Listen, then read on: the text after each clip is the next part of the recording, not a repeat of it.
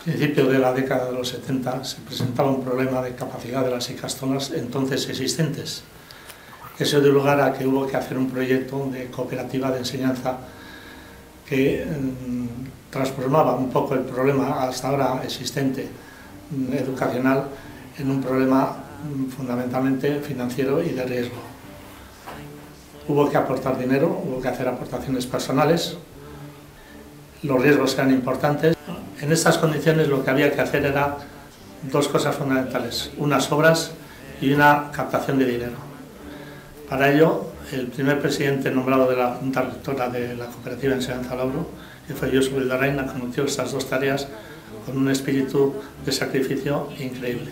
Yo sentado aquí, estaba delante de mí Santiago Uruguay, y me interrumpió y me dijo: Josu, pero no dices nada de qué vamos a... la enseñanza y la cosa de estudios. Y le dije a Santi, yo soy encargado de hacer la ikastola, la obra. Nos dieron un préstamo, la cuantía no te puedo decir, sé que nos dio y que quedó semi-hipotecado. No hipotecado, pero había con garantías personales. Precisamente yo era garante personal de aquel préstamo. Es cuando empezaste a la labor de proselitismo, porque había que coger cientos de personas dispuestos a aportar su cuota de cooperativista. Sí. Que es lo más difícil en aquella época, que las ikastolas era todavía una aventura casi. La ikastola tenía que responder a la enseñanza de un número de alumnos cada vez mayor. Y eso significaba también una estructura de profesorado, una estructura de medios, comidas, etcétera, que no fue fácil de realizar, pero que permitió seguir adelante e ir incrementando el número de cooperativistas y por lo tanto el número de aportaciones de socios. Lauro, hay un cambio de dimensión gigantesco, porque de ser pequeños núcleos se pasa a ser una gran empresa, con todo lo que supone de transporte de 622 alumnos aquí, de comedores, etcétera. Se cambia la palabra empresa, parece que suena un poco mal, pero realmente la dimensión de tener pequeños centros, hacer un centro mía con 600 y pico alumnos, con todo lo que supone de servicios, autobuses, andreños de autobús, alimentación. Al acometer este proyecto educacional, teníamos una preocupación doble en el sentido de no permitir que dos conceptos como son política y religión interfirieran en la educación de los alumnos.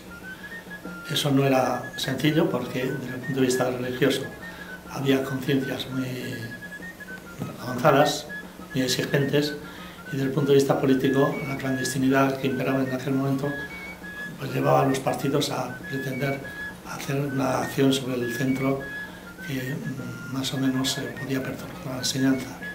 Si nos ceñimos un poco al tema de Euskaltzaindia, hubo unas aportaciones en los primeros tiempos que dejaron un nivel cultural plasmado de forma clara. Concretamente, en la primera conferencia que dio José Miguel Barandiarán fue todo un éxito hablando de la etnia, definiendo lo que era etnia y aclarando que no es exactamente raza, sino una convivencia de personas con un medio cultural común. Firmó en el libro de honor y fue la primera firma del libro de honor de la ikastola. También nos dio una conferencia a Lichanar con toda su capacidad de expresión, y el padre Lafite, que aprovechó la circunstancia para bautizar a un niño Aitzol, hijo de un cooperativista. Euskaltzaindia también nos ayudó mucho en los primeros tiempos en la producción de las circulares que preparaba la Junta Rectora, que eran circulares largas porque los temas exigían mucho texto. En aquellos tiempos el fervor patriótico tenía que tener algún soporte y vivíamos pues, de detalles como por ejemplo el izar la ikurriña a las 3 de la madrugada, el primer día de la ikastola en Lauro, porque a las 9 iba a venir el delegado del gobierno para izar la española. Eso nos dejó una sensación de que por lo menos habíamos izado la nuestra antes. Otro detalle fue la visita clandestina del Lehendakari desde su exilio en París a la víspera de la Berreguna del 74, que también pues, nos dejó una sensación de que alrededor del Lauro pues, también existía un halo patriótico vivo.